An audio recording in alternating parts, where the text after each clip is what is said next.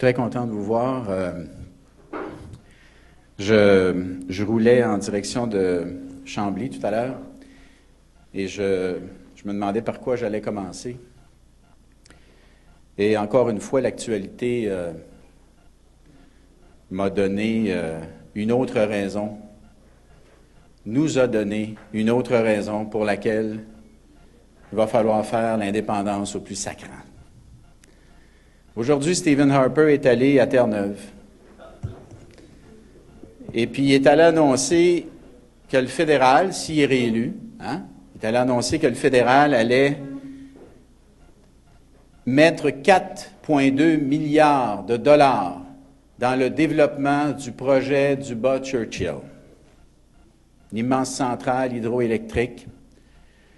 Terre-Neuve, ça fait des années qu'ils veulent développer ce projet-là. Normalement, ils auraient développé le projet, puis ils auraient sorti l'énergie du Labrador, notre Labrador, par le territoire québécois. C'était la voie la plus facile, la moins coûteuse. Sauf qu'ils n'ont pas voulu payer leur droit de passage sur le territoire québécois. Alors, on leur a dit, bien écoutez, si vous n'êtes pas prêt à payer votre droit de passage pour passer chez nous, restez chez vous. Alors, les bons Terre-Neuviens, qui ont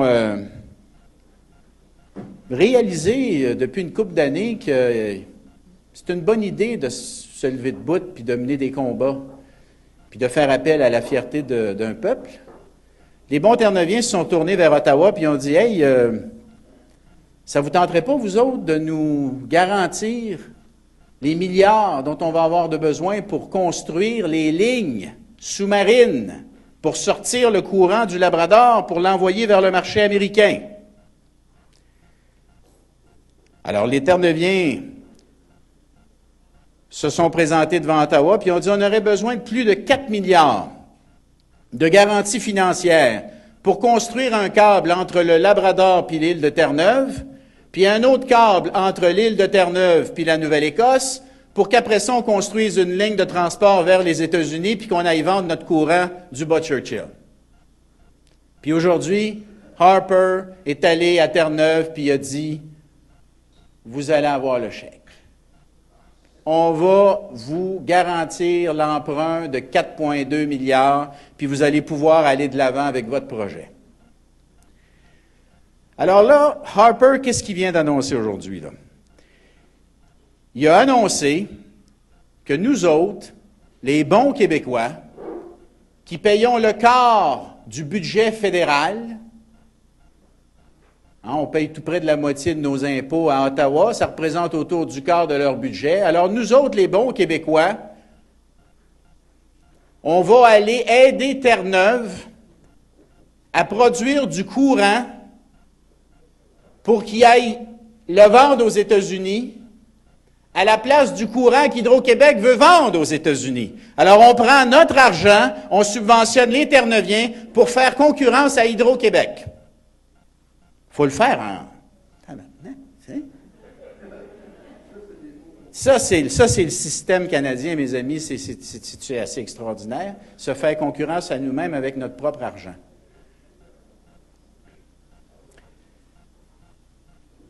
Vous savez, en 1867, on représentait 34 de la population du Canada.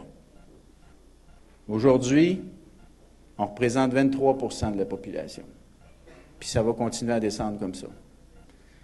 Alors, des décisions comme ça, là, des annonces comme celle d'aujourd'hui, là, on n'a pas fini d'en avoir tant et aussi longtemps qu'on va rester dans le Canada. Parce que plus ça va aller, moins on va peser lourd dans le Canada. Parce que notre poids numérique détermine notre poids politique. Alors, le bargaining power, puis le rapport de force qu'on a dans ce pays-là, là, il s'en va vers le bas. D'ailleurs, Harper s'en cache pratiquement pas dans cette élection-là. Là. Il a pratiquement annoncé qu'il allait aller chercher sa majorité avec le reste du Canada. Puis le seul rempart qu'on a contre ça actuellement, là, le rempart que nous avons pour essayer de limiter les dégâts, puis essayer de priver Harper de cette majorité qu'il veut aller chercher, c'est le Bloc québécois.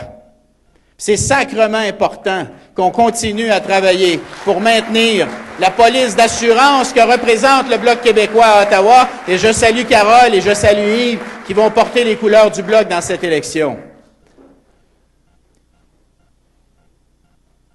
Je vous ai parlé du câble sous-marin. J'aurais pu vous parler du voyage de déchets nucléaires qu'Ottawa a décidé de nous envoyer il y a une couple de semaines, sans nous demander la moindre permission.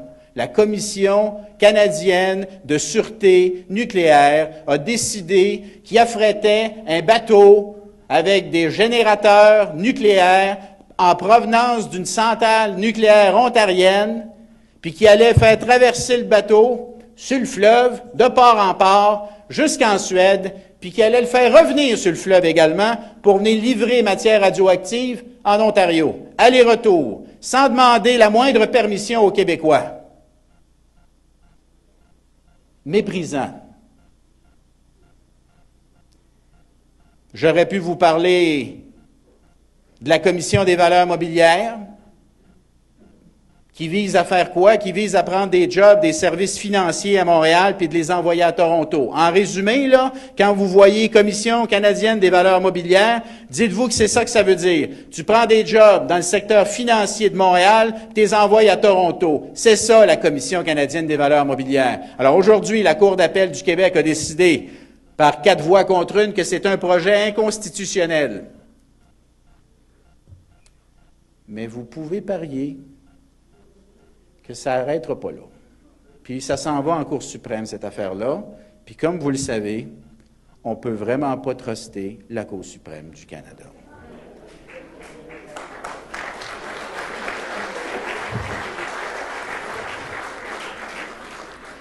J'aurais pu vous parler du chèque de 2 milliards.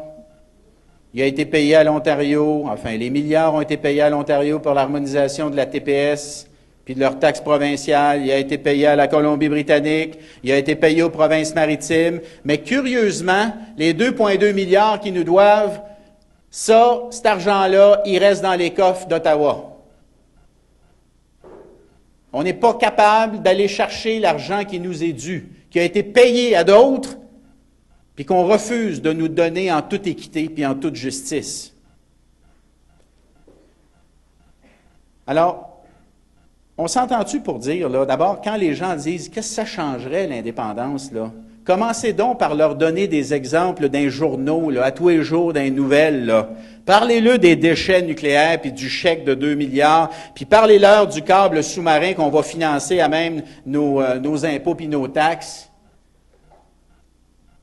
Puis dites-leur, veux-tu vraiment continuer là-dedans? Veux-tu vraiment continuer à être obligé de te battre pour faire respecter ta souveraineté sur ton fleuve?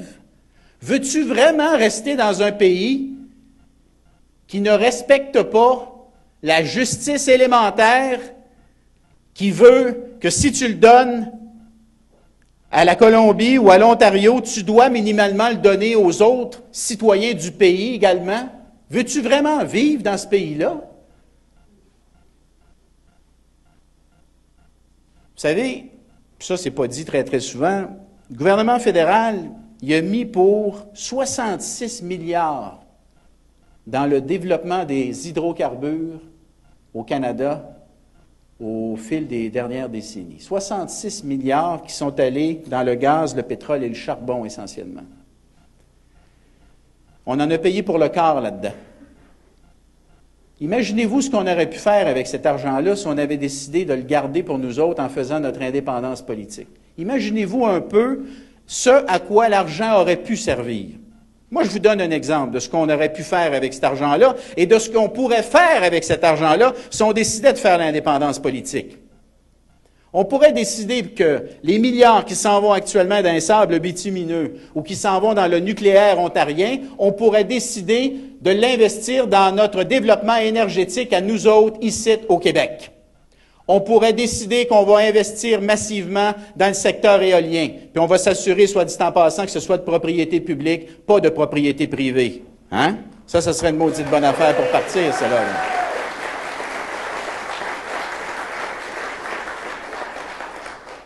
On pourrait investir dans la biomasse. Notre forêt vit des moments difficiles, mais ça pourrait être une formidable source d'énergie, la forêt. On pourrait l'investir dans la géothermie. On pourrait l'investir dans l'indépendance énergétique. Dans cette idée qu'en développant nos propres énergies, nos propres sources d'énergie, on va pouvoir un jour se libérer de l'énergie des autres.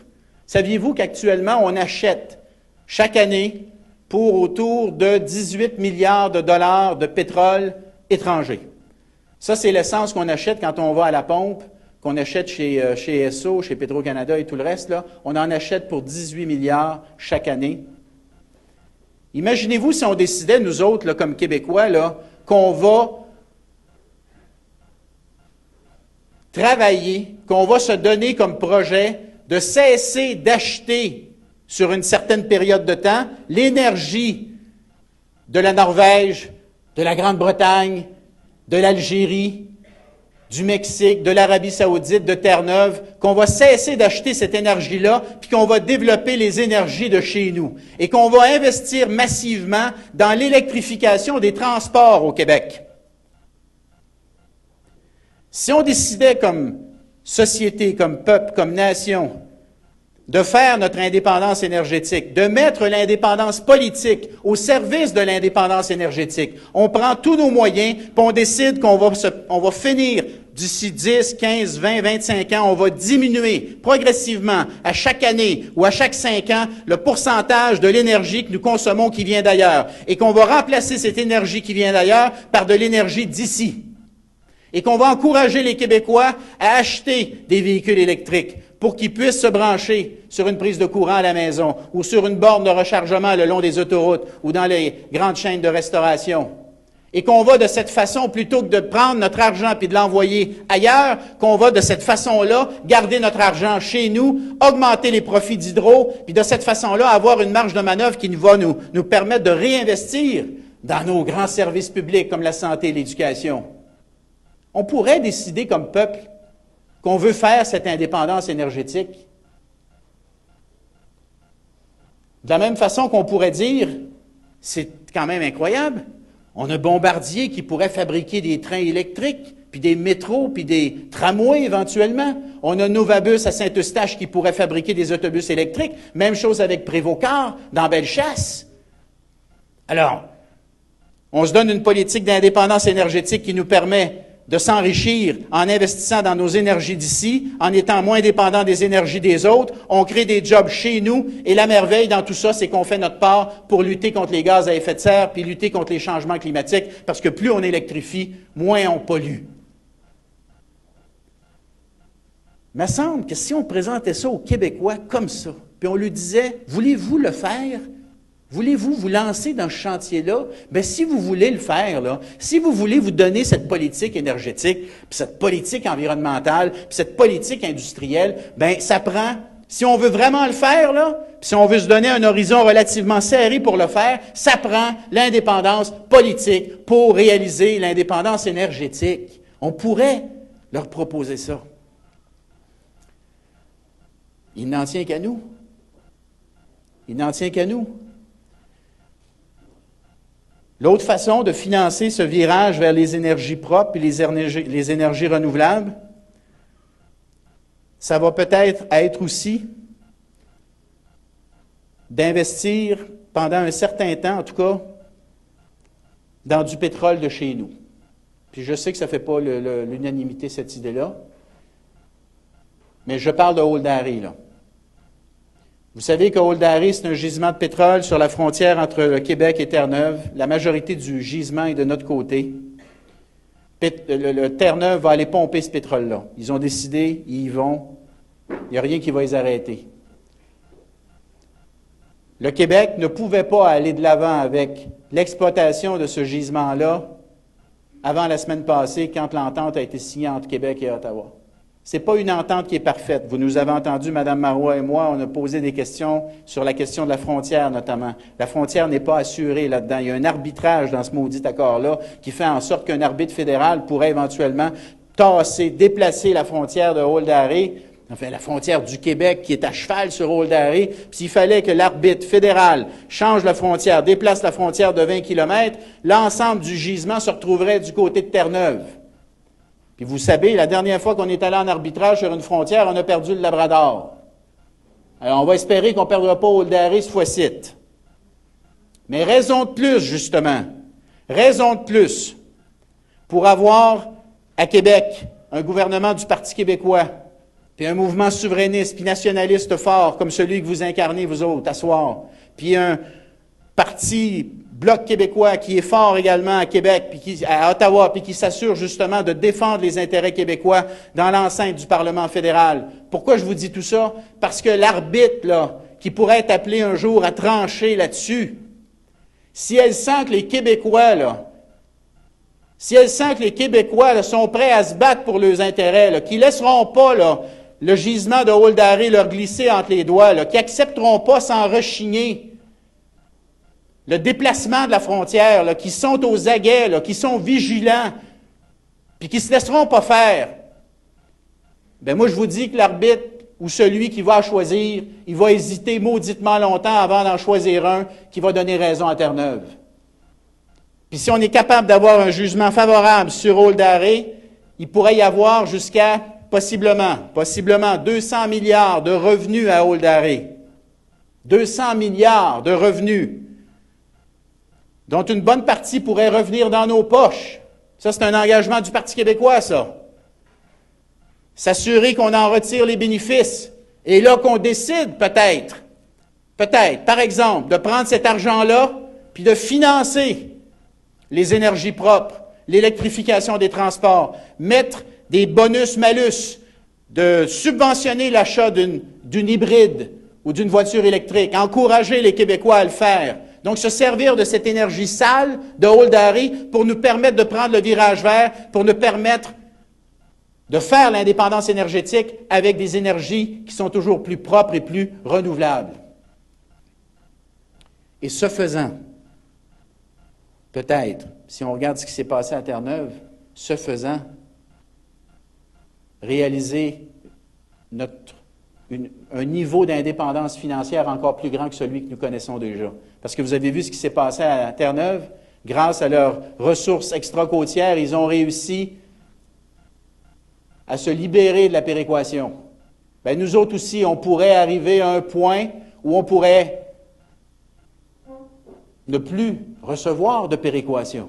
Puis Jean-Martin y faisait référence tout à l'heure, c'est un obstacle important, ça.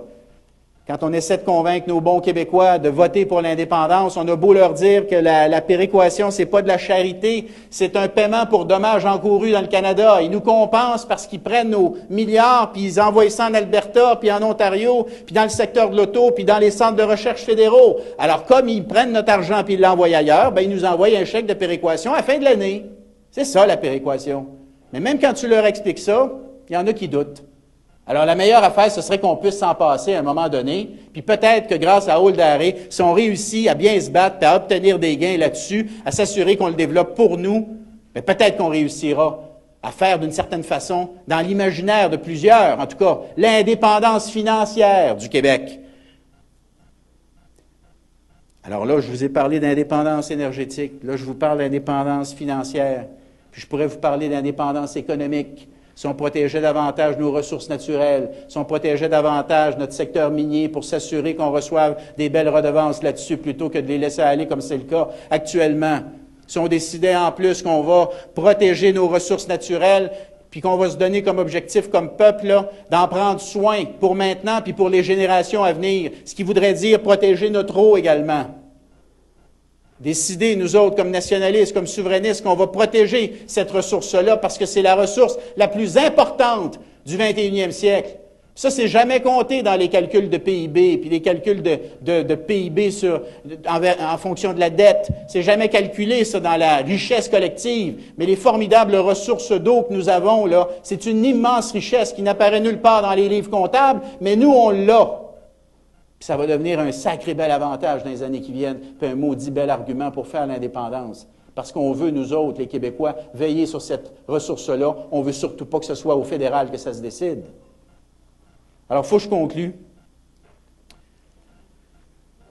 Ce que j'essaye de vous dire, puis ce qu'on a essayé de vous dire à ce soir, là, c'est qu'il ne faut pas lâcher.